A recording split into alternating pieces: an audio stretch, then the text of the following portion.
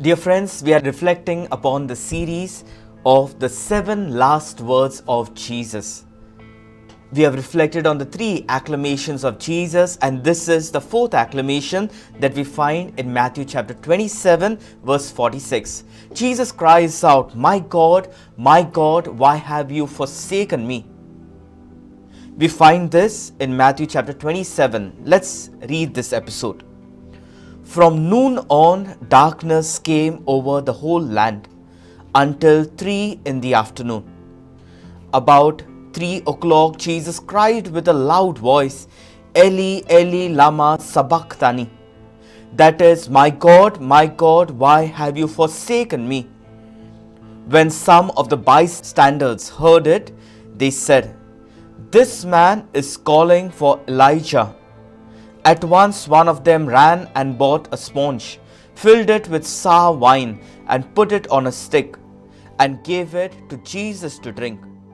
But the others said, "Wait, let us see if Elijah will come to save him." Dear friends, in this passage we see in Matthew chapter 27 verse 47, it is said when some of the bystanders heard it they said, "This man is calling for Elijah." Now these bystanders, most probably they should be Jews. They should be the Pharisees who were there to witness Jesus' death. Because if they understand Elijah, they understand what Jesus is saying, they want to see what is going to happen after this. But it's not because they have faith. Because they say, let's see if this person, meaning if Elijah comes to save this person. So they think that Elijah is going to come to save Jesus. Jesus is the Lord of Elijah. He's the Lord of everything. And they think that Elijah will come to save Jesus. Jesus needs his help. So here you see they fail to see Jesus as the Lord, the Son of God, the Savior of the world. Also, if you continue reading, it is said, Jesus cried out with a loud voice. Jesus does not say, Jesus does not whisper, he cries out with a loud voice. You see the anguish of the heart. You see the agony that he is. And he cries out, he says, Eli, Eli, lama sabachthani. My God, why have you forsaken me? This agony is because of pain, the suffering that Jesus is going through. In the Gospel of Mark, in chapter 15, verse 25, we can see a timeline of how long Jesus suffered. It is said, it was 9 o'clock in the morning when they crucified him. And later on in Mark chapter 15, verse 34, it is said, at 3 o'clock, Jesus cried out with a loud voice, Eli, Eli, lama sabachthani.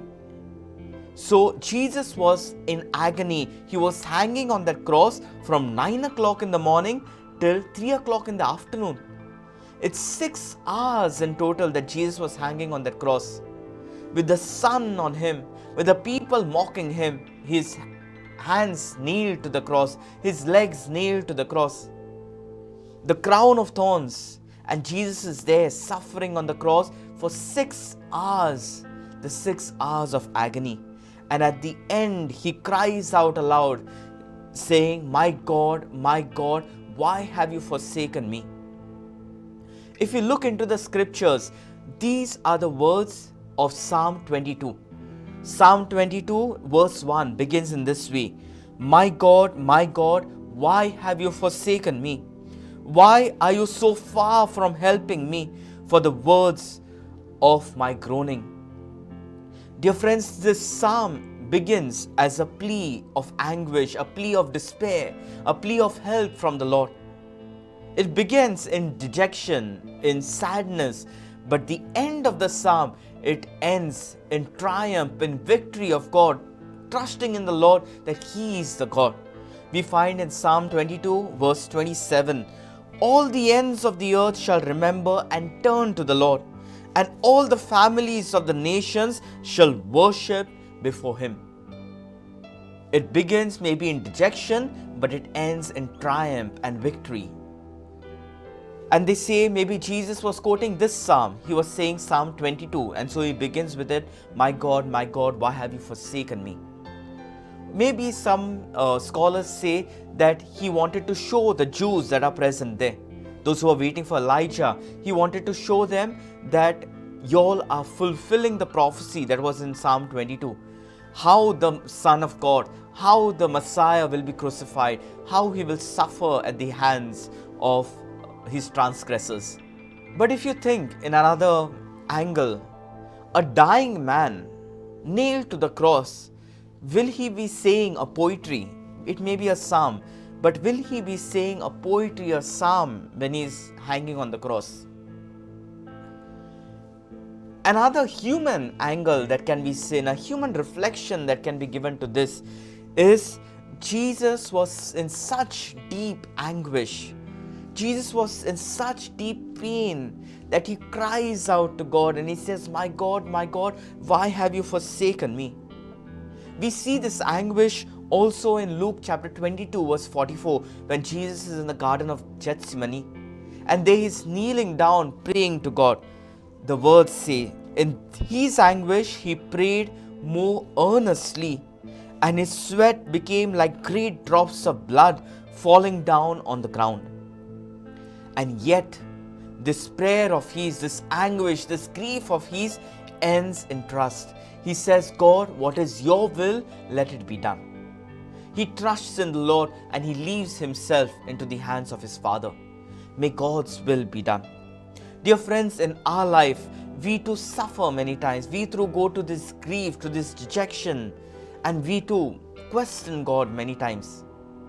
We go to do God's will. We do not understand what it is, but we go forward. Dear friends, we have Jesus here who cries out, my God, why have you forsaken me, from the depths of his heart. He's reached this point, this low point in his life, this miserable state in his life, this agony and anguish where he cries out to God in his misery. So dear friends, when we go through this same misery, we go through this anguish, we go through this sadness, we go through the most miserable part of our life, remember that Jesus went there first. He has paved the way for us. He has experienced everything that we have experienced. So he feels for us. He knows what we are feeling in our hearts.